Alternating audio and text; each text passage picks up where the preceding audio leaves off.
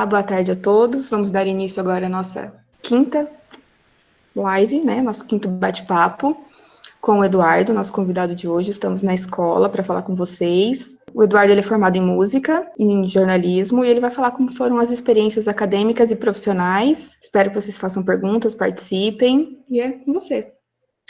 Show de bola. Tem uma primeira pergunta. Primeiramente, boa tarde a todos os participantes. Deixa eu acertar. Então, vamos lá. A primeira pergunta é a seguinte.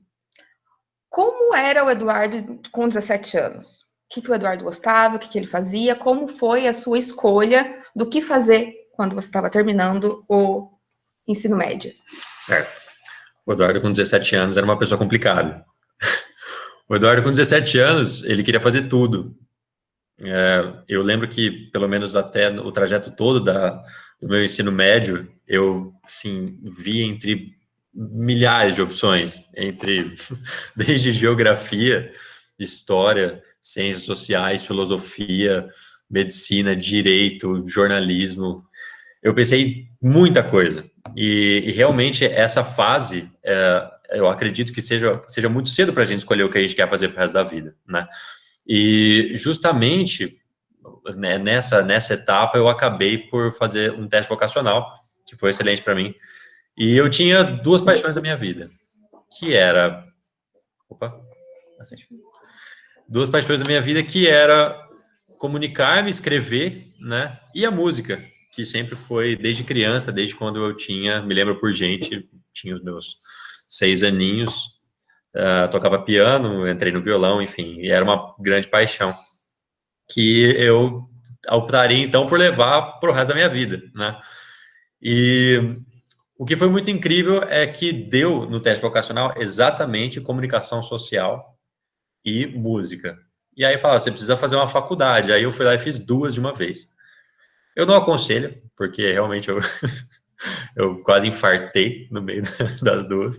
Mas eu acho que o que eu deveria aconselhar aqui é simplesmente não se ater a essa coisa que a gente escuta de tem poucas profissões, ou que você deve fazer medicina, direito, etc. O meu pai é médico, por exemplo. A minha mãe é enfermeira. E existe uma grande pressão para fazer medicina, porque é uma coisa tradicional, assim, né? E eu fui para um lado totalmente contrário, né? Então, lutei contra tudo, contra todos, e hoje, nossa senhora, eu considero uma pessoa extremamente realizada, extremamente feliz, e eu aconselho justamente isso. O Eduardo, de 17 anos, ele não ligava muito para dinheiro, nem etc e tal, porque acredito que a gente tem que fazer o que gosta, e o dinheiro nada mais é do que uma consequência disso. Ele vai vir de uma forma ou outra, né? E ele nunca pode ser um motivo. O dinheiro sempre tem que ser, não pode ser um problema. É uma solução, mas você não pode tratar ele como único, exclusivo objetivo. Não adianta nada você ter dinheiro na sua conta, ser um advogado e você não gostar do que você faz, né? E foi nisso que eu me baseei. E aí eu fiz música na UEL, fiz jornalismo na Unopar, aqui em Londrina mesmo, as duas juntas, uma de manhã e uma tarde. E dentre essas duas faculdades eu fiz muitos cursos no meio, assim, curso do Festival de Música, os estágios, né, obrigatórios que você tem que fazer quando você está numa faculdade. Então, eu estagiei numa assessoria de imprensa, que é o assessor de imprensa nada mais é do que o jornalista que cuida de alguma empresa, né, da imagem dessa empresa perante a mídia, perante as TVs, perante aos rádios. A imagem que ela tem na internet depende do assessor de imprensa, né? Eu fiz estágio como assessor de imprensa, trabalhei na área de jornalismo, e logo quando eu saí das duas faculdades, eu fiz mais 2 pós-graduações, e agora eu curso mestrado na Unesp, que é a Universidade Estadual de São Paulo. Estava morando em São Paulo, eu voltei para Londrina agora por causa do corona, mas sou uma pessoa extremamente realizada, eu estudo o que eu gosto, eu faço o que eu gosto, então, e é isso meio que meu primeiro conselho aqui. Você, quando estava com seus 17 anos e tinha todo esse histórico familiar que te guiava para uma outra profissão, como foi com seus pais, com seus familiares, quando você mudou de ideia, quando você não quis seguir o caminho da família, se você teve apoio, se não teve, quais foram as suas batalhas dentro de casa e internas com você mesmo, porque a gente vai construindo já o que a gente quer ser desde muito cedo, e a gente se espelha muito dos nossos pais.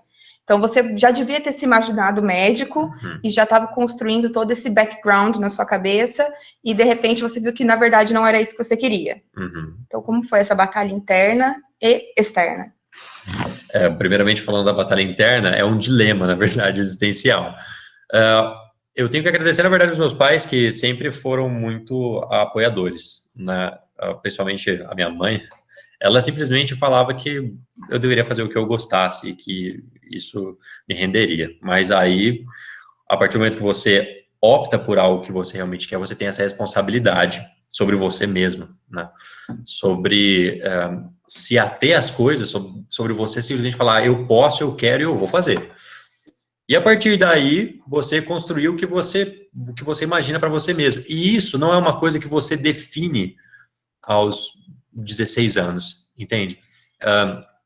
Essa, na verdade, é o meu principal motim, porque a gente deve seguir o que a gente faz, mas sempre está aberto ao acaso, sempre está aberto a novas experiências que vão surgindo. Por exemplo, dentro do mestrado, que o mestrado, o que é? É uma pós-graduação que você faz para ter o título de mestre, né? Depois do mestrado vem o doutorado. O doutorado, você faz mais 4 anos, você estuda mais 4 anos, e aí você defende uma tese que tem que ser algo inovador na sua área, e você tem o título de doutor, certo? Durante o mestrado, por exemplo, eu nunca imaginei que eu fosse estudar cognição musical. O que é cognição musical? É o efeito da música no cérebro.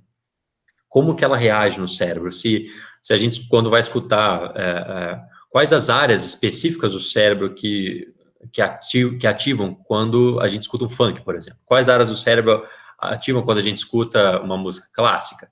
Enfim, isso é uma coisa que eu nunca imaginava estudar, e hoje eu estudo isso, né? Então, sempre está aberto ao acaso, porque as pessoas geralmente que vão comentar para, não faz isso não, você vai passar fome, ou não faz isso não, faz isso aqui que é mais seguro.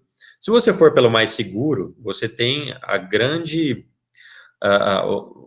possibilidade de simplesmente ficar seguro, mas não gostar do que você faz. Você vai ser uma pessoa frustrada, né?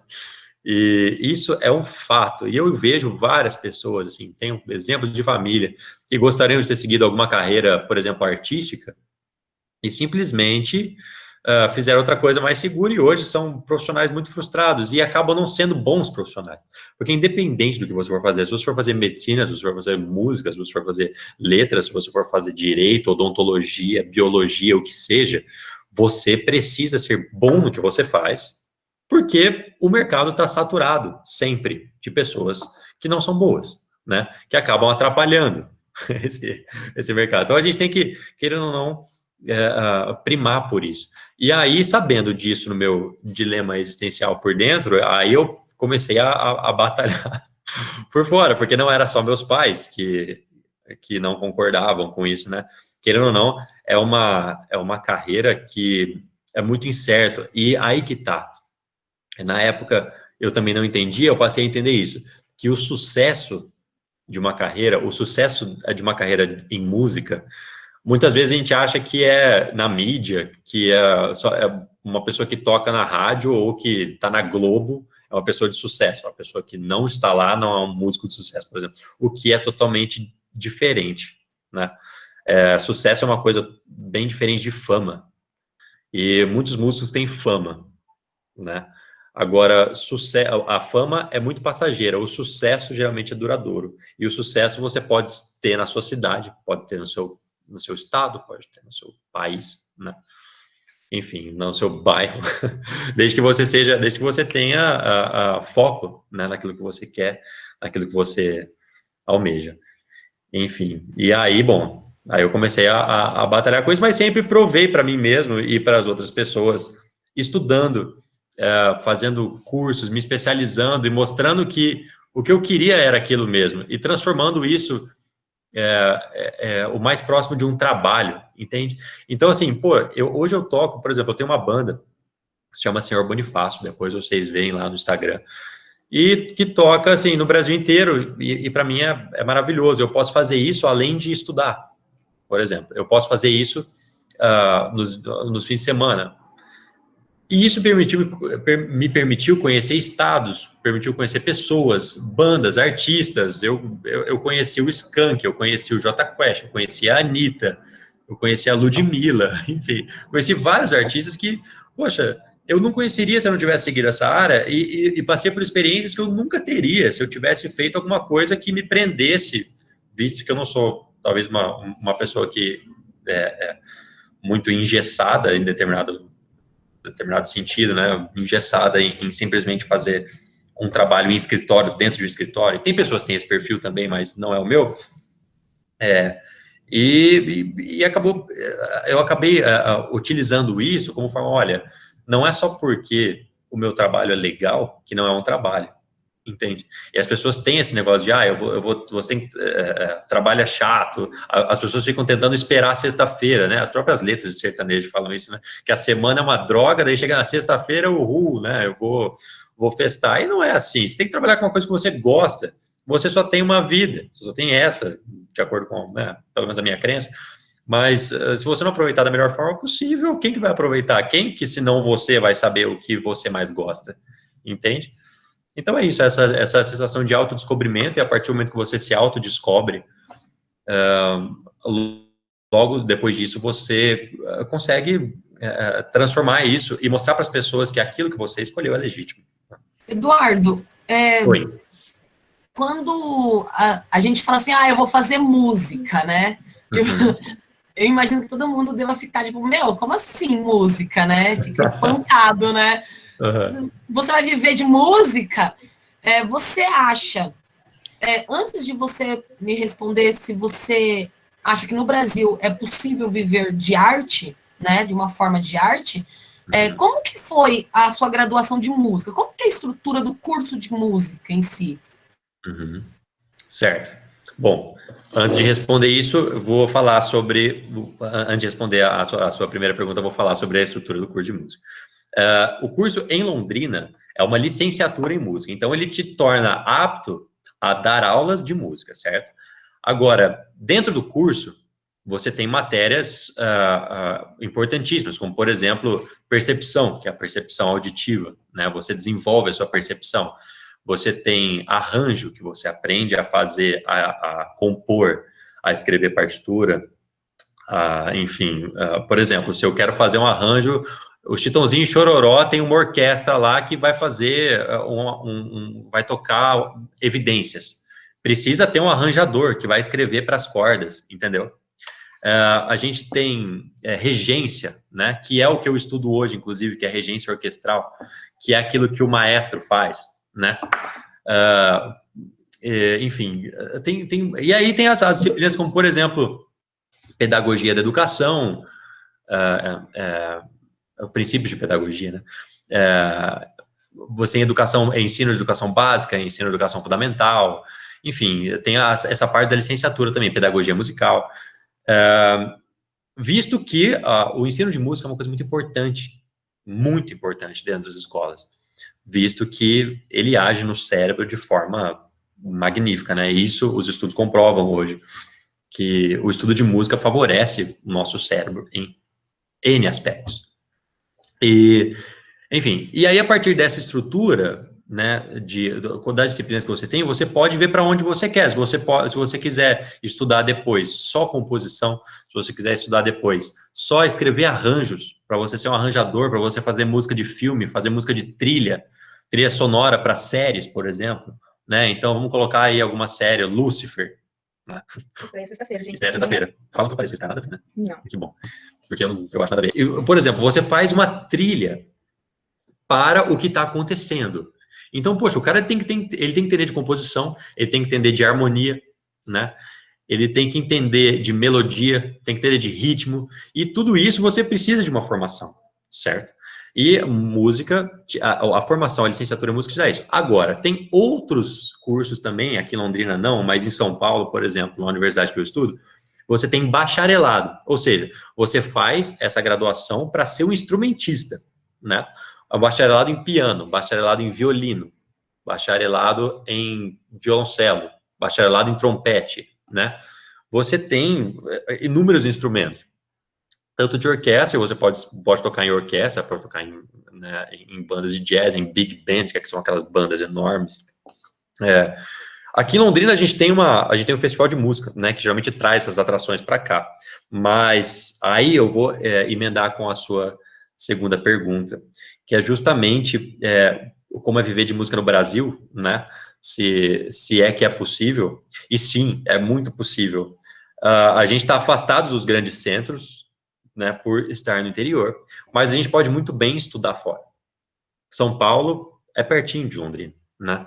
Eu mantive a minha banda aqui enquanto eu morava lá. Eu vinha todo fim de semana para Londrina, e foi uma experiência maravilhosa, porque lá eles têm aqueles teatros enormes, tem muita programação, então tem ópera, tem programação de blues, programação de rock and roll, metal, programação de sertanejo, programação de funk, tem tudo, os grandes festivais, o Lollapalooza, o Rock in Rio, né, são todos esses grandes centros. E por trás de tudo isso, tem muita gente que trabalha. Então, por exemplo, se você pensa em seguir uma carreira artística, não só na música, por exemplo, mas você quer trabalhar com teatro, o Brasil é um dos maiores produtores de teatro do mundo. Existe, assim, uma produção em volta do teatro, como, por exemplo, direção de arte, né, direção de fotografia, figurino, direção de cena, montagem de cenário, para tudo isso tem que ter um profissional, né, para tudo isso. Então, é um mercado muito grande, onde gira também muito dinheiro. E o que as pessoas acabam relegando, né, acabam tendo essa imagem na cabeça de que é só o que aparece no Faustão que faz sucesso, e não é isso, né? A gente tem que tirar essa imagem da cabeça, principalmente quando a gente pensa em música, em artes cênicas, né, teatro, quando pensa em dança, né? No instituto que eu estudo, tem, por exemplo, uma pós-graduação em balé. Olha só. Então, em dança contemporânea, né, em atuação contemporânea, poxa, é muito grande. Aí você entra lá, você pode estudar o balé do século XIX da Rússia, que é legal pra caramba. Tem muita coisa que você pode estudar, muita coisa que você pode fazer, entende? E a gente acaba, muitas vezes, nesse embate pessoal, né, nesse dilema pessoal, falar assim, mas eu quero alguma coisa mais tranquila. Não adianta. Se você for alguma coisa mais segura, vai te dar mais trabalho, porque você vai ter que fazer uma coisa que você não gosta, entendeu? Então, para você aturar aquela coisa, você automaticamente vai se frustrar, entende? Então, é por isso. Eu acho que viver de música no Brasil é perfeitamente possível. Aqui em Londrina, a gente tem muitos músicos, é um celeiro de excelentes músicos Londrina, que, tem projeção internacional, né, que tocam pelo Brasil inteiro, fora do Brasil, e que muitas vezes não aparece na grande mídia, né, aparece uma reportagem do jornal aqui, num programa de TV ali, que não circulam, como, por exemplo, a Anitta circula, ou como o MC Kevin circula. Mas tem tanto sucesso, não tem a fama, mas tem tanto sucesso quanto, entende? Da pessoa simplesmente estar podendo fazer o que ela gosta, tendo uma boa vida, e, enfim, e levando alegria, arte e cultura a todo mundo, né? E a banda? Como que a banda surgiu na sua vida? Como você concilia a banda, o mestrado e a sua carreira de jornalista? Na base do café. Café, eu tomo muito café. Aliás, esse café aqui tá excelente. O café da escola aqui, ó. Eu que fiz. A Laís que fez um excelente café. Quando vocês vierem aqui, peçam um café da Laís. Excelente café. Pode pedir sim. Enfim, bom, banda, como ela surgiu na minha vida? Eu tinha 12 anos quando eu comecei a tocar numa banda da escola. E aí eu era, assim, você imagina, olha, eu sou narigudo, tá vendo? Eu era 1/3 dessa finura, com o nariz desse tamanho, cheio de espinha e tal. E eu tocava, assim, não tocava bem, né, claro. Mas a primeira vez que eu subi num palco, eu falei, nossa, que legal. Assim, foi a primeira vez que eu não fiquei com vergonha de olharem para mim, entende? E aí eu falei, nossa, por que não trabalhar para isso, né? Quando eu tinha uns 11, 12 anos. E aí eu continuei, simplesmente. Eu fazia recitaizinhos de piano, né, e de violão nos conservatórios e escolas de música que eu estudava, mas sempre era alguma coisa muito pequenas, assim, né, não tinha nada muito grande. Aí você via aqueles festivais que tinha na escola que eu estudava, e aí tinha, poxa, 500 pessoas, né, nossa, você ficava, caramba, nervoso de subir no palco. E essa borboleta na barriga, ela existe até hoje. E o que é fantástico. Então, a partir do momento que você perde essas borboletas na barriga, né, acabou, entendeu? Por isso que você tem que trabalhar com o que te dá borboletas na barriga, querendo ou não. E aí, logo quando eu comecei, quando eu tive a minha primeira bandinha, né, eu sempre coloquei muita força. Eu queria tocar mais, eu queria me apresentar em palcos maiores, eu queria, sabe, sempre ir aumentando a minha abrangência. E, enfim, daí as coisas foram acontecendo e tal. E hoje, quem está na minha banda atualmente é um amigo meu que tocou nessa primeira banda, né, de quando eu tinha 12 anos. Então, olha como a vida é, né? Hoje ele é arquiteto, eu sou jornalista, ele é músico, eu sou músico, e a gente tem isso em comum, até hoje. O que a gente transformou no nosso trabalho. Eu sou muito mais músico do que jornalista, isso é um fato. E o Renan também é muito mais músico, por esse meu amigo é muito mais músico do que arquiteto, por exemplo. Porque a gente trabalha o que a gente ama, né? E, consequentemente, vem as boas condições, o dinheiro vem, entendeu? Vem, e porque você está fazendo uma coisa que você gosta, não é uma coisa maçante, né? Logo depois, quando eu me formei, quando eu optei por entrar em música, eu já tinha banda e tal, e dentro do curso eu conheci vários outros estilos de música também, que eu poderia me aprofundar. Eu tinha 16 anos quando eu passei no vestibular, eu sou de novembro, e eu sou, assim, teoricamente mais novo. E eu me formei com 21 anos. E, 21 anos, tem gente que começa a faculdade com 30, né? 21 anos, você tá muito novo ainda. Hoje eu tenho 28. E eu me considero novo ainda. Se eu quiser, eu posso fazer outra faculdade, entendeu? Eu posso fazer, de repente, dando a minha telha que eu quero fazer direito, eu posso fazer direito. Se der a minha telha que eu quero fazer biologia, eu posso fazer biologia. Isso não vai definir o que você vai ser para o resto da sua vida, entende? Você tem que estar aberto, como eu disse, ao acaso. E estando aberto ao acaso, eu conheci pessoas maravilhosas nesse ramo que me permitiram, por exemplo, ingressar em outros estilos de música. Eu tocava rock, daí eu entrei num grupo de jazz, aí eu comecei a tocar choro, né, que é o chorinho, para quem não sabe, foi o início do samba, né? Comecei a tocar samba, por exemplo. E aí eu comecei a tocar música clássica, instrumentos clássicos, mais específicos, como o contrabaixo, né, que é um violoncelo maior. Eu queria ter imagens aqui, não tem imagens, perdão. Mas depois vocês entram lá no meu Instagram, tem todas as imagens. E, enfim, e aí eu pude, poxa vida, mais do que eu simplesmente pensar que eu queria fazer, eu pude encontrar coisas que eu gostaria de fazer também, né? Então, esse estar aberto ao acaso é muito importante. Logo depois que eu saí da faculdade, eu continuei com os trabalhos na banda, fiz uma pós-graduação em comunicação na UEL, fiz outra pós-graduação na Universidade de Maringá, e aí ingressei no mestrado em São Paulo. E nisso, eu sempre tive banda. Então, a gente tem show todos os fins de semana. Todos os fins de semana. Então, como era a minha rotina? Por exemplo, esse ano, eu estudava em São Paulo de segunda a sexta. Sexta-feira de manhã eu pegava um voo, vinha para Londrina, saía de Londrina e ia tocar em Cascavel, Foz do Iguaçu, Curitiba, Santa Catarina, enfim, Rio Grande do Sul, e voltava para Londrina no domingo e ia para São Paulo na segunda de novo. É muito cansativo, muito cansativo. Fora que também é um gasto, né? Mas conforme você está fazendo o que você gosta, você vê isso como um grande prazer, entende? Não é nada desgastante, aquela coisa, puta, que saco, vou ter que ir sei lá, eu vou ter que ir na aula de reforço, nossa, que droga, não é isso, é tipo, nossa, que massa, eu vou tocar, eu vou estudar o que eu gosto, né? E claro que toda profissão não é só flores também, né? Assim, claro, a gente fica cansado, eu não tenho hora, por exemplo, eu durmo mal pra caramba. Talvez possa falar que eu sou um pouco workaholic, mas workaholic, para quem não sabe, é quem trabalha demais, e que não é certo ser workaholic. Isso acaba prejudicando um pouco o meu sono, eu tomo muito café, então isso me deu gastrite, enfim, tem inúmeros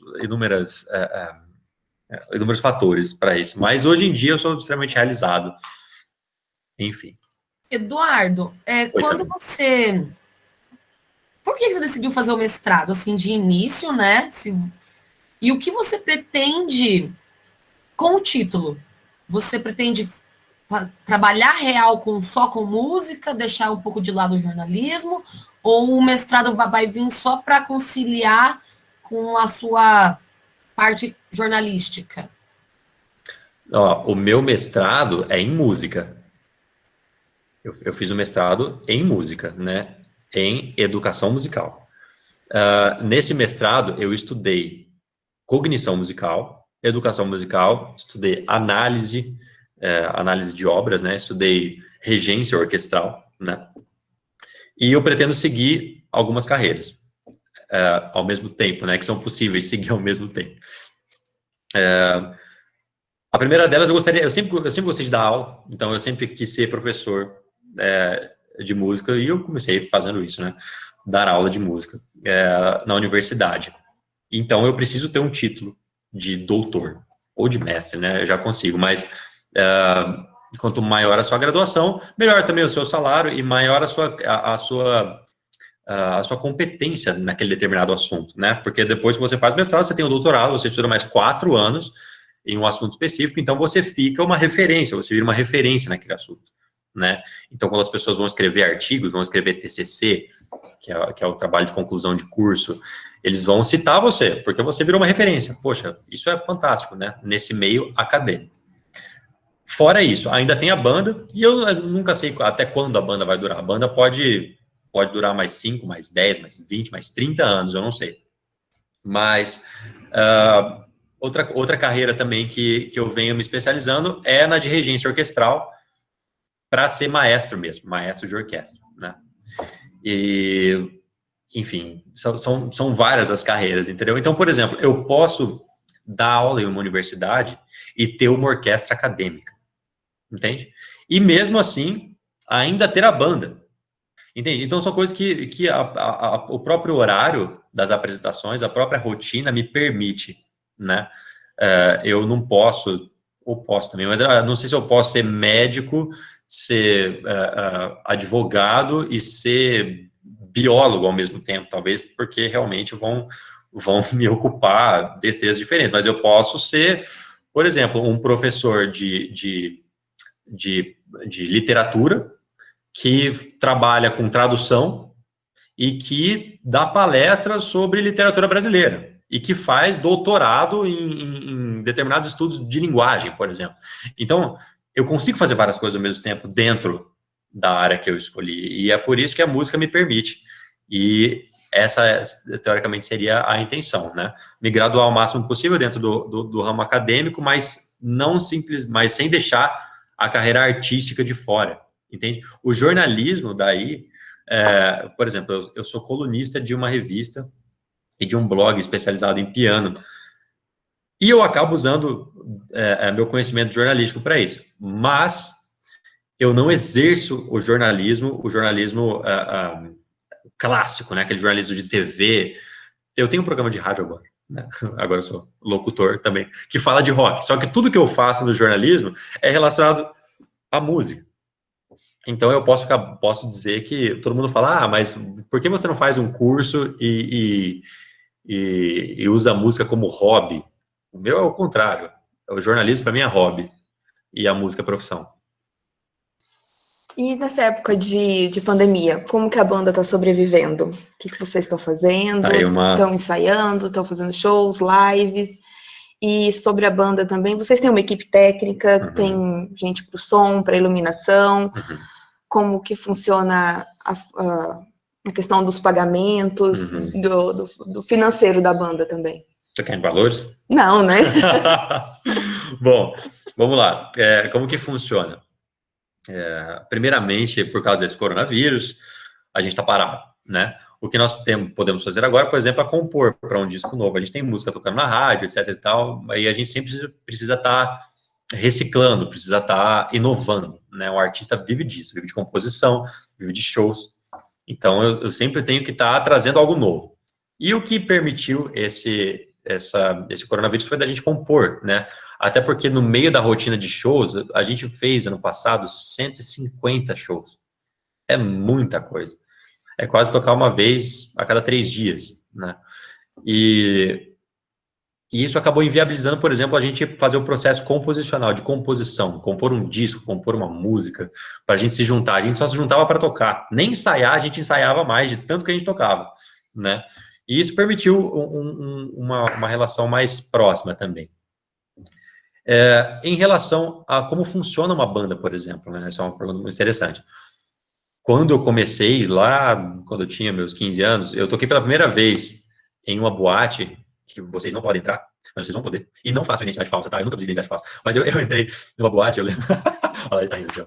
É verdade. A Laís tem cara de que tinha identidade falsa. Tinha, não tinha. Não tinha. Não, a Laís não tinha identidade falsa, viu? Siga o exemplo da professora, certo? Porque isso é uma coisa feia. Enfim, eu toquei quando eu tinha 16 anos, e aí o segurança ficou atrás de mim, assim, né? E eu sentado, assim, tal, me escondendo para ficar mais naquele lugar, né? Que era legal, tipo, pô, eu tocava música, etc e tal, e eu adorava ver as outras bandas, mas eu não podia entrar. Enfim, quando eu tinha 16 anos, eu simplesmente entrava, carregava minhas coisas, plugava, né? Você tem o seu instrumento, você tem as suas coisinhas ali, você mesmo tem que fazer tudo. E durante um bom tempo foi assim, né? Hoje em dia a gente conta com uma equipe muito grande, que, para vocês terem uma ideia de como isso emprega, para a gente fazer um show, por exemplo, não é só a banda tem 4 pessoas. Fora a banda, a gente tem o técnico de iluminação, o técnico de sonorização, que é o cara que cuida do palco, que é o cara que cuida do som que vocês vão ouvir, por exemplo, né, que não é um músico. Tem o técnico de palco, que é o cara específico que faz o som para que a gente escute, né? Tem os holds, né, que são quem montam as coisas, ou todos os equipamentos, quem simplesmente é responsável pela parte técnica do show. Aí tem a produtora, tem o próprio local, por exemplo, se a gente vai fazer show no centro de eventos, se a gente vai fazer show em um pub, em uma casa de show.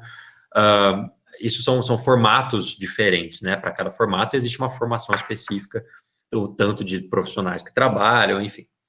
E, enfim, é uma equipe imensa por trás, né? Onde os 4 da banda são minoria. Então, por exemplo, quando a gente faz o show fora, poxa, para você montar uma estrutura de som para um show para, por exemplo, 5.000 pessoas, poxa vida, você tem que ter muita gente. Eles montam uma casa, basicamente, em um dia, né? Então, você tem lá 30, 40 pessoas trabalhando para fazer um show, né?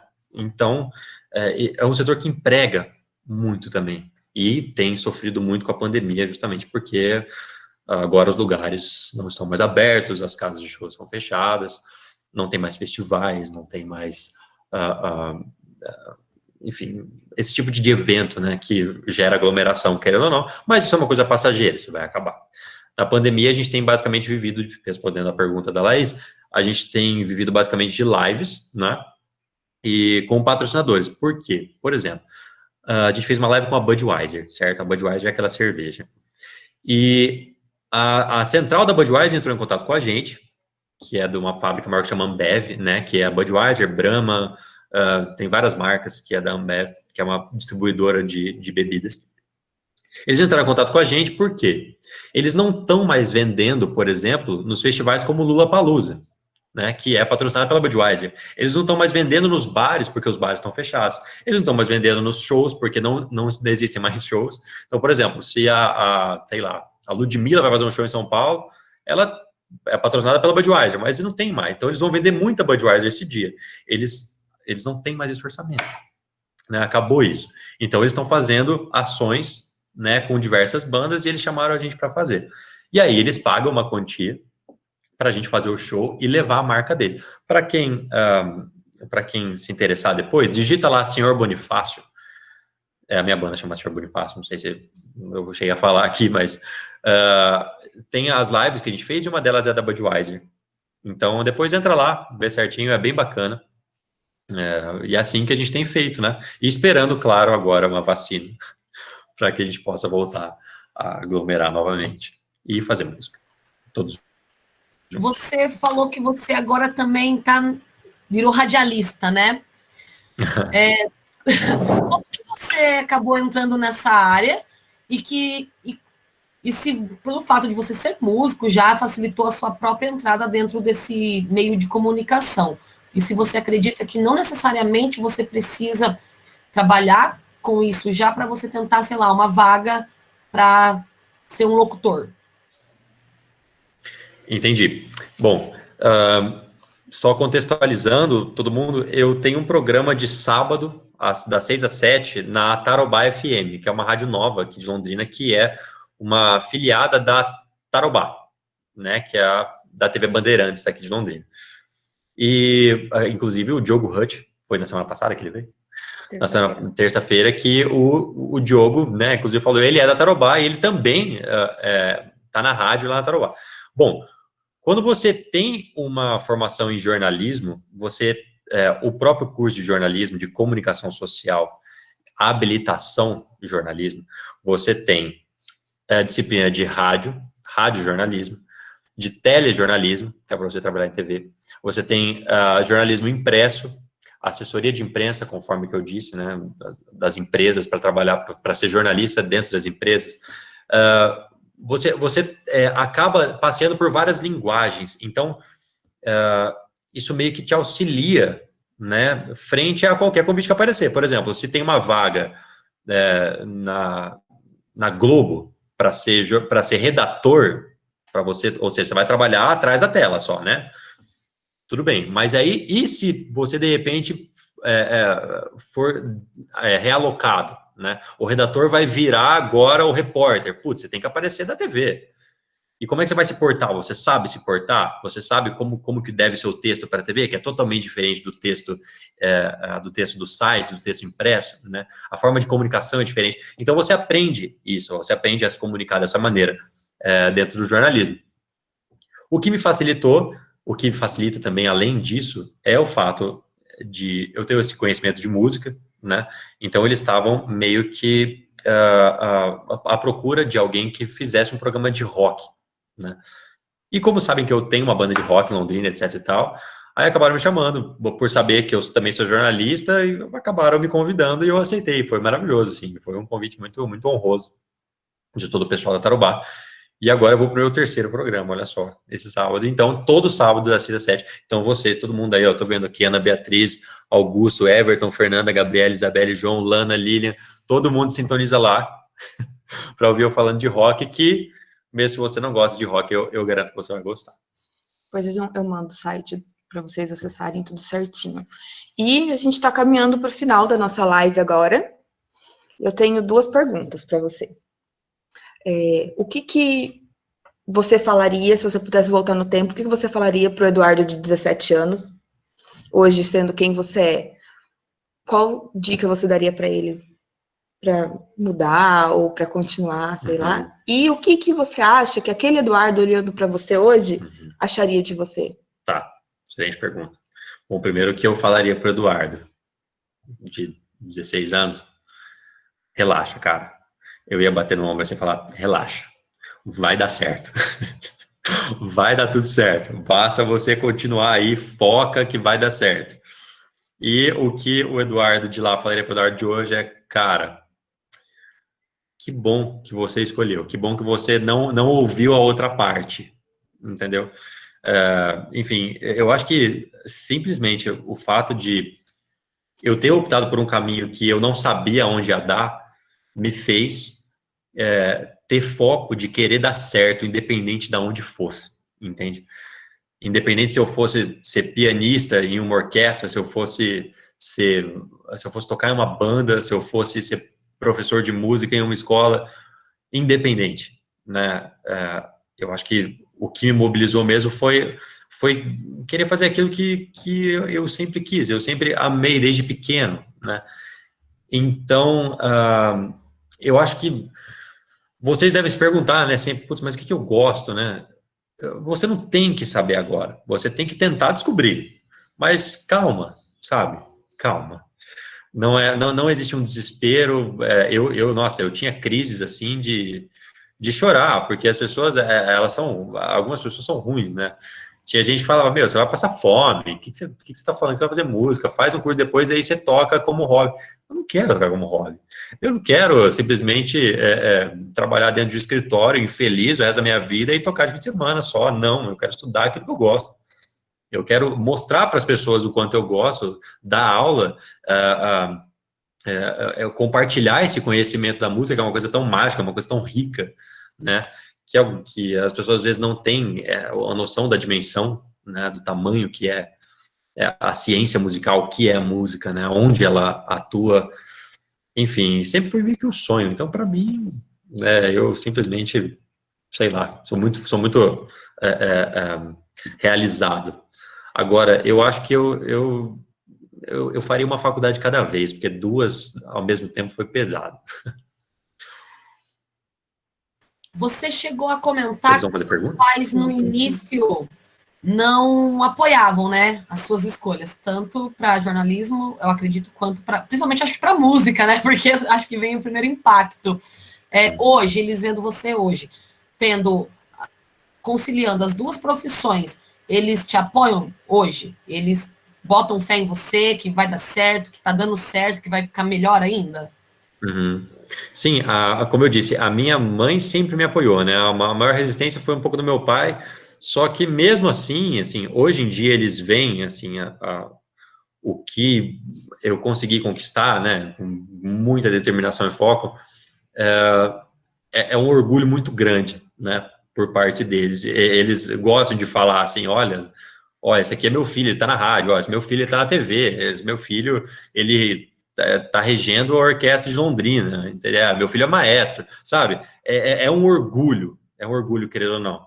Porque, independente da área, se você se diferenciar, e é o que eu digo, você nunca é o único, sempre tem pessoas diferenciadíssimas, mas basta você ter foco que você vai achar o seu lugar ao sol, independente do lugar. E eles entenderam isso com o tempo, né? Eu acho que o primeiro impacto é sempre muito grande, né? Ah, mãe, eu quero fazer artes cênicas.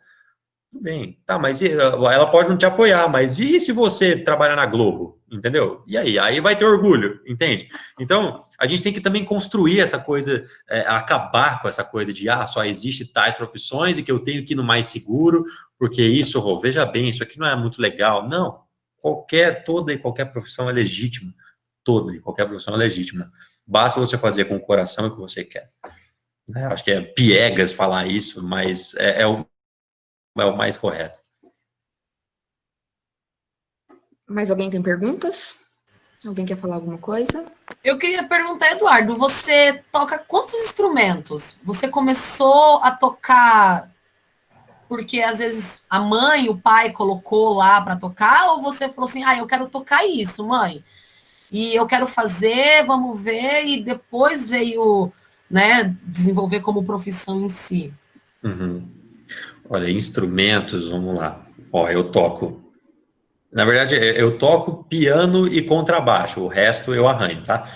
Mas eu toco piano, contrabaixo, teclado, bateria, violão, viola, guitarra, cavaquinho, flauta transversal e um pouco de pandeiro. Mas uma vez você tendo a teoria, você simplesmente transpõe ela para diversos instrumentos, né? Conforme você preferir. Eu sempre tive contato com música porque meu pai tocava também um pouquinho, como hobby, né? Tocava bem pouco. E ele começou me ensinando os primeiros acordes e hoje eu ensino ele como é que toca, né? Como é que toca decentemente. A avó da minha mãe era pianista, então ela já tem essa relação, era pianista profissional mesmo, professora de piano. Então, ela já tem essa aceitação maior, né, do que é uma carreira com música, e ela sabe como isso é uma carreira, né, tão legítima quanto qualquer outra.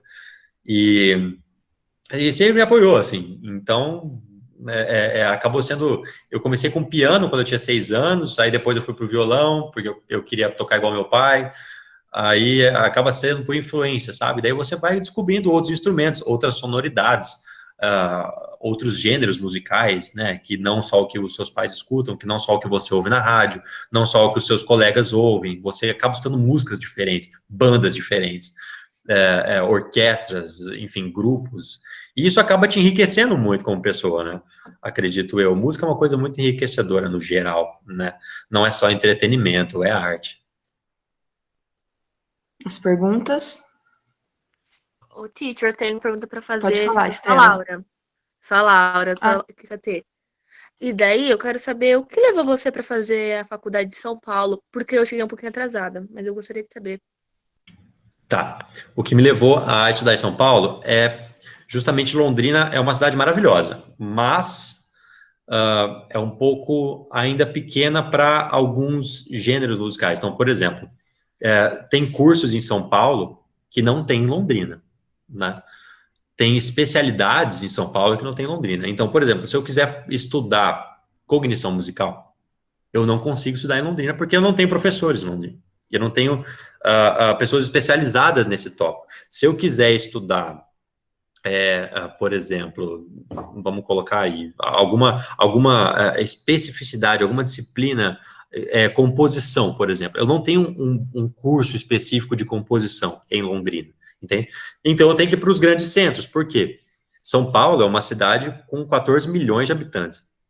Eu morei lá quase 3 anos e tem muita coisa. Então, por exemplo, você tem teatro, você tem aquelas escolas de música imensas, você tem, por exemplo, se eu quiser estudar órgão, sabe? Órgão de igreja, aqueles órgãos enormes, assim, isso são cursos que demoram 10 anos. O curso de harpa, por exemplo, é um curso que demora 14 anos.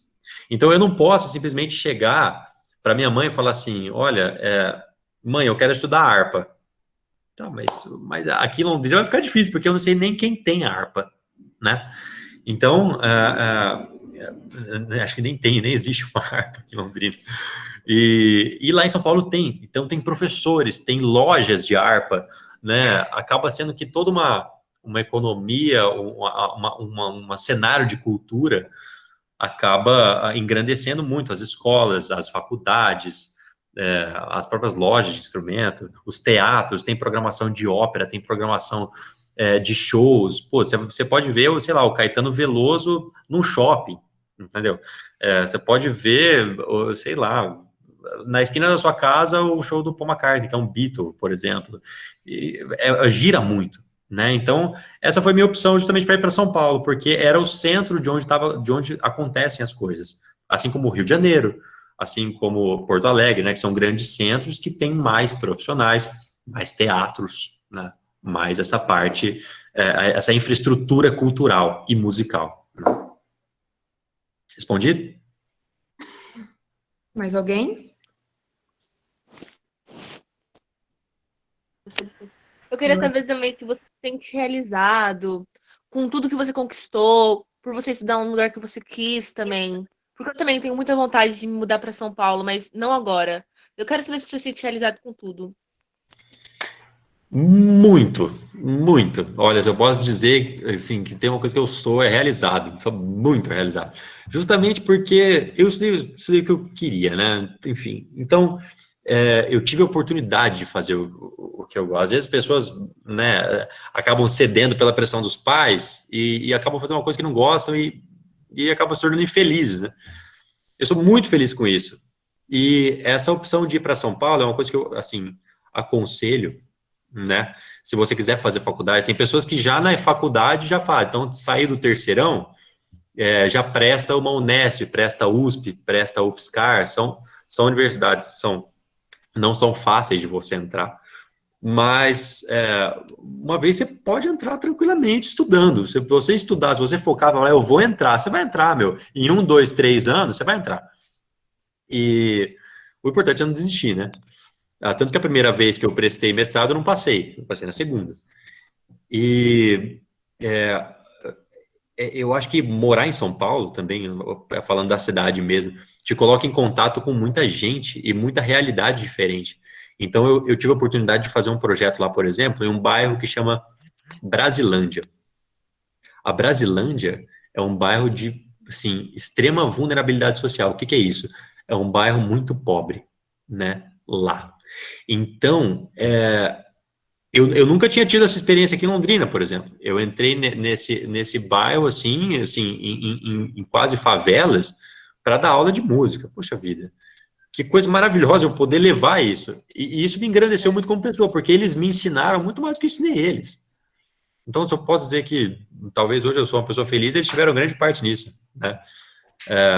Enfim, e outra, né? É uma cidade que você entra em contato com culturas muito, muito distantes. Você pode assistir uma ópera francesa, você pode assistir um espetáculo de samba num boteco, você pode, sabe, muita coisa, muita coisa. Pode assistir um show sertanejo e num festival internacional, muito enriquecedor. E eu sempre aconselho, né, se vocês têm essa ambição de morar fora, uma época da vida de vocês, eu aconselho bastante, né, sempre com muita responsabilidade, claro. E também, se não for logo na graduação, se vocês fizerem talvez uma pós-graduação, sei lá, eu quero fazer enfermagem, eu posso fazer o curso de enfermagem em Londrina, né, alguma universidade de Londrina, e depois, quando eu for um pouquinho mais maduro, quando eu tiver seus 22, 23 anos, você ir para São Paulo fazer uma especialização, porque tem alguns cursos que só tem lá, né, enfermagem robótica, vamos colocar aí. Entende? Então, para você aprender a mexer em robôs, em cirurgia robótica, poxa, você só tem lá, você não tem esse curso aqui, então você tem que se mudar. Então, vai da época da vida que você se sentir mais preparado, né? Mas eu aconselho fortemente. Ah, tá. Obrigado pela dica. Imagina. Eu queria perguntar se, tipo, fazer 2 faculdades ao mesmo tempo, se você acha, né, que fazer 2 faculdades ao mesmo tempo te amadureceu como pessoa e como profissional autônomo. Muito, muito, porque é interessante que eu fiz 2 faculdades, das 2 que eu fiz, né? Eu fiz uma pública e uma privada. A privada era de manhã e a pública era à tarde, no período vespertino. Certo. E eu tinha 2 realidades totalmente diferentes, no mesmo dia. 2 perfis totalmente diferentes de pessoas com as quais eu lidava, né? Então, eu tinha desde aquela pessoa que realmente não tinha condição até aquela outra que é a mais bem abastada de todas.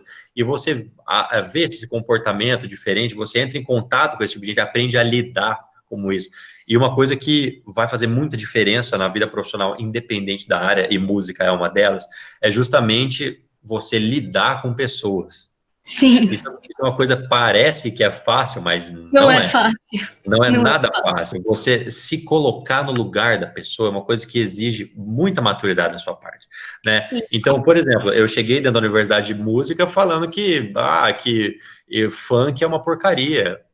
Eu fui logo humilhado, entendeu? Porque tá errado. Porque isso é uma mentalidade do cara que, tipo, pô, eu gosto de rock, mas existe o gosto pessoal e existe qualidade, independente. O funk, para onde eu fui lá na Brasilândia, é o que coloca comida na mesa do cara, você entendeu? Então, quem sou eu para julgar isso? Sim. Quem sou eu para falar que é ruim? Né? É ruim porque eu não gosto? Né? Eu posso não gostar, mas é um reflexo de determinada cultura, né? E eu acho que quanto mais você entra em contato com realidades diferentes, mais você aprende isso. Aprende a não ser mesquinho, sabe?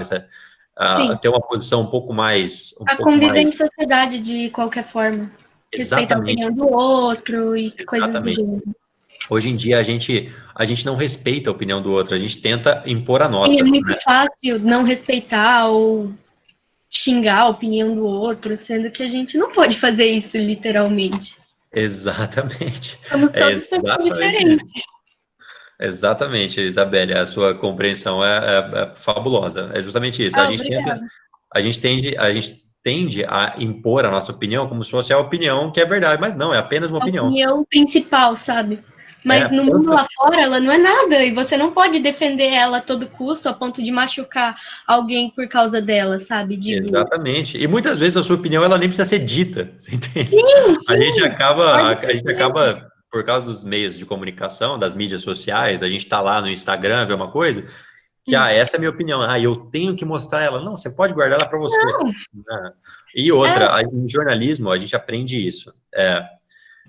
A questão da comunicação social, né? De como se comunicar. Então, como você vai ter uma opinião? Por exemplo, se eu ler duas revistas, né? Eu tenho a revista Veja, por exemplo, e eu tenho a revista Isto É, certo? Certo. Elas têm duas posições políticas diferentes. Sim. Então, como que eu vou... Qual é a minha opinião? Eu vou simplesmente defender o que uma está falando ou eu vou ler as duas e basear a minha opinião nessas duas? Eu vou transformar isso num equilíbrio, entende? O que as pessoas fazem é justamente elas leem meia matéria, meia notícia, só a manchete às vezes, só o título e já sai compartilhando como se fosse uma verdade absoluta sem nem ter lido. Então, assim, isso é um dos maiores erros da humanidade, tá ligado? Exato. Então, assim, você acha que nem precisa fazer jornalismo para entender isso, mas você precisa saber isso porque, como jornalista, porque você está impondo a sua opinião, entende? Você está falando algo que muitas vezes pode não representar o veículo, certo? Por exemplo, se eu trabalho na Globo e a Globo é contra o Bolsonaro, se eu falar que eu sou a favor do Bolsonaro, vamos supor, não que eu seja, porque eu não sou, mas se você fala alguma coisa a favor, você está indo contra o que a empresa quer que você fale. Então, existe esse embate. E às vezes você precisa guardar literalmente o que você quer para se dar bem na vida, sabe? Tanto quanto uma fala, ou uma crítica, uma opinião, porque isso vai ser o bem para você e para as outras pessoas ao seu redor. E acho que isso tem bastante a ver com o caso de você trabalha em tal lugar, que é a favor de tal coisa, mas você não é, você é contra, mas você precisa daquele emprego querendo ou não. Então, tipo, você pode colocar uma barreira na sua opinião e uma barreira em si mesmo para não destruir a sua vida naquele lugar. Exatamente, você pode contrabalancear, é claro, né, desde que não seja uma coisa muito forte, assim, uma coisa que você realmente, sei lá, não concorde mesmo, assim, e que te faça, tudo bem, mas, assim, você não precisa o tempo todo se contrapor às pessoas que estão em volta de você, você não precisa sair comentando tudo que você não concorda no Instagram, no Facebook, você não precisa, entende? Então, ao mesmo tempo, você tem que ter uma posição crítica das coisas que você vê, e criticidade, que eu digo com ser crítico, é justamente você, quando está assistindo alguma coisa, você fala, pô, será que é verdade? Será que isso é verdade? Mas é verdade de acordo com quem? Entende? Isso é uma posição crítica, tudo bem, mas você não precisa pegar essa posição e essa opinião e sair vomitando na cara de todo mundo. Sim, óbvio. Entende? Até porque aí você não sabe viver em sociedade. Exato. E você vai precisar disso, independente da sua carreira, né? Você vai precisar viver em sociedade. Vai ter colega de trabalho, você vai ter aquele colega chato, você vai ter aquele chefe chato no começo da carreira, até você ter uma autonomia. Depois você vai ter contato com pessoas das mais diversas opiniões. Se você não aprender a respeitar isso, você tá fadado. Você vai se dar mal, né? Fazer o quê? Exato. Obrigado por responder. Imagina. Mais alguém quer fazer alguma pergunta? Eu tenho mais uma pergunta. Se você quer fazer, vamos supor, uma especialização aqui em Londrina, se você só quer fazer o curso mesmo na UEL, vamos supor, tem como fazer um mestrado, uma pós, um doutorado, tipo, em faculdade pública lá em São Paulo também? Eu não entendi a sua pergunta. Se eu posso fazer junto com uma especialização? Não, tipo assim, se eu fiz o curso aqui, igual, eu quero fazer curso de economia aqui, na UEL. Certo. Se eu quero fazer um doutorado lá em São Paulo, na faculdade pública, eu consigo também? Claro, opa, com certeza. Você não pode fazer os dois ao mesmo tempo, né? Porque você precisa se formar primeiro em economia, né? E aí depois você pode prestar o mestrado, né, dentro das ciências econômicas. Aí você vai ver, e existem inúmeras faculdades muito boas em São Paulo, inclusive, tanto que São Paulo é o centro econômico do Brasil, né? Tem várias universidades, como por exemplo a FGV, o INSPER, a IBMEC, que são especializadas em economia. Então você quer fazer, sei lá, economia internacional, vamos supor, você vai primeiro estudar o mestrado, você vai fazer um mestrado, que são 2 anos e meio, vai estudar, vai estudar economia internacional, e aí depois você vai prestar o doutorado, isso pode ser tanto numa faculdade pública quanto particular. O que você precisa é do seu diploma de graduação. Para fazer qualquer tipo de pós-graduação, você tem que comprovar que você é graduado, entende? Ah, entendi. Obrigado. Se você tem o interesse em fazer economia, mesmo, né, não sei se foi hipotético, mas São Paulo é um grande centro de estudos de economia. Uhum. Mais alguém? Eu queria saber se é fácil ser cantor, tipo, porque eles vai... É você que escolhe ir para os lugares ou eles que escolhem?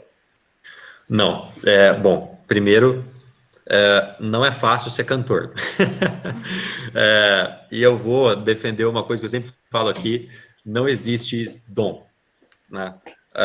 Você pode ter uma vocação para determinada coisa, mas se você não sentar a bunda lá e estudar, meu amigo, não tem dom que vai fazer você ser bom ou não. O que a gente vê, assim, de pessoas, desses cantores, assim, que às vezes né, são relapsos, assim, pô, bebe pra caramba, tal, toda uma cena, porque o cara teve que estudar pra caramba para chegar até lá, entendeu? Estudar que eu digo, não especificamente, por exemplo, você tem um cantor sertanejo, né? Esse pessoal cantava na roça desde muito cedo, né? Cantava nas chácaras, nos sítios, e tinha um contato com a música sertaneja muito cedo. É diferente de um cantor de ópera, por exemplo, que teve que ter todo um estudo para ler partitura, etc. Tal. Só que um não é melhor que o outro, entendeu? Os dois são cantores iguais, de gêneros musicais diferentes. Um tem mais o estudo teórico, o outro tem mais a prática desde o começo, né? Mas, de qualquer maneira, você tem que estudar, né? Estudar, que eu digo, tem que trabalhar em cima, tem que se desafiar o tempo todo, né? Cantar o máximo possível. E quando você atinge o nível de um cantor profissional, você, depois de fazer o material de divulgação, etc e tal, tem vários caminhos, né? Ou você entra numa agência, por exemplo, que essa agência, ela vende você, né? Ou uma produtora, ou seja, ela vai pegar você e vai vender para cidades, né? Vai vender para festivais, ela vai tentar encaixar você em determinados festivais, por exemplo. O Festival de Barretos, ela vai tentar colocar você no Festival de Barretos, entendeu? E nisso você vai galgando, assim, você vai evoluindo. Então, toca num festivalzinho ali, numa casa de show aqui, e conforme isso vai aumentando sua agenda de shows. Como funciona? Os contratantes, né, quem contrata o show, entram em contato com essa produtora. Fala, olha, eu preciso de um cantor sertanejo e tal. Se o cara vai fazendo o nome dele, vai ficando mais famoso, né? Então, por exemplo, como funciona com o Sr. Bonifácio? O Sr. Bonifácio começou tocando em cervejada de universidade, né? Sim. Quando era a banda de universitária mesmo, a gente se conheceu na faculdade. Então, tocava nas festas do curso de medicina, festas do curso de economia, festas do curso de administração, a gente ia lá e tocava. E cobrava um cachezinho mínimo, assim, né? Porque estudante nem pode pagar muito, enfim, mas as festas eram grandes. E aí a gente começou a ser conhecido na comunidade universitária. E aí começaram a chamar a gente, né? Para tocar nas outras festas, nas coisas maiores. E aí mais pessoas viram, aí as casas de show começaram a chamar a gente. E nas casas de show, você tem contato com muita gente, você tem contato com, gente que é de Santa Catarina e que quer ver o seu show, entendeu? Gente de São Paulo, que gostou do show e quer levar você para São Paulo. Enfim, e aí começa, né? E aí sempre o contratante entra em contato. E aí você vai subindo o seu cachê, né? Para a pessoa ter o seu show na cidade dela, no evento dela, ela vai ter que pagar tanto, entende? Se ela não paga, ela não tem. Né? Por isso. Entendi. Entendeu? Eu tenho outra pergunta. Diga lá. Eu nunca ouvi falar de você, mas assim, você canta rock, sertanejo, forró, essas coisas. Certo. Eu sou instrumentista, eu não canto muito pouco, mas a minha banda é de rock. Só que como músico, a minha banda específica que a gente está falando aqui, né, da Sr. Bonifácio, depois você entra lá, a gente tem vários clipes, a nossa música está tocando na Folha FM, na Tarobá FM agora você vai tocar. Enfim, é o seguinte, eu toco rock, mas eu já toquei de tudo, já toquei sertanejo, já toquei samba, já toquei blues, toco jazz, enfim, acho que quanto mais gêneros musicais, mais estilos musicais o músico tem contato, melhor, né? Cada gênero é como se fosse um sotaque, então você tem que saber a linguagem daquele gênero. Você tem que, por exemplo, o cantor sertanejo, ele tem algumas coisas que ele faz com a voz que o cantor de rock não faz, né? Assim como o cantor de rock faz algumas coisas na voz que o cantor de ópera não faz. Então, cada um tem a sua personalidade, né? A gente tem que, quando vai ser cantor mesmo, ou ser músico, tem que entrar no máximo possível de gêneros, né? Que eu acho que isso enriquece bastante, a gente não fica preso a só um gênero, sabe? Eu só escuto sertanejo, eu só escuto rock, eu só escuto funk, isso é errado, né? Tanta música boa por aí. Eduardo, eu queria agradecer a nossa... Antes que ela caia, a gente não tem um final, né? Verdade. Isso, a gente corre o risco. Queria agradecer a sua presença, de você ter se disponibilizado, né, a vir participar aí com nós, comigo e com a Laís, nesse projeto. Falar que foi de grande sabedoria, coisas que eu particularmente não fazia ideia, né, que o que a gente pode fazer com música profissionalmente, além de ser famoso, né, além da ideia de ser famoso, que é o que vendem, né, que é o que vende aí para as nossas crianças. Queria agradecer imensamente a todo mundo que participou, aos alunos que hoje estavam extremamente trocando umas ideias com o convidado. Eu fico muito feliz que isso se repita também nas próximas lives que a gente tem. Muito obrigada. Eu agradeço imensamente o convite. Muito, muito obrigado, Tamires. Muito obrigado a todo mundo que ficou aí até agora, que que fizeram as perguntas, assim, muito engrandecedor. Muito obrigado, Laís, pelo convite. Agradeço imensamente. A gente que agradece a sua presença e fica aberto o convite para você vir para a escola quando a gente voltar a ter aula presencial, né, gente? Com certeza, faço questão. Com certeza, ouvir pessoalmente você tocando aí alguma coisa dos nossos pequenininhos. Com certeza, com certeza. Então é isso aí, pessoal. Agradeço a todos e até a próxima. Ok, tchau. Muito obrigada. Tchau. Obrigado pela live. Fui, gente. Bye, bye.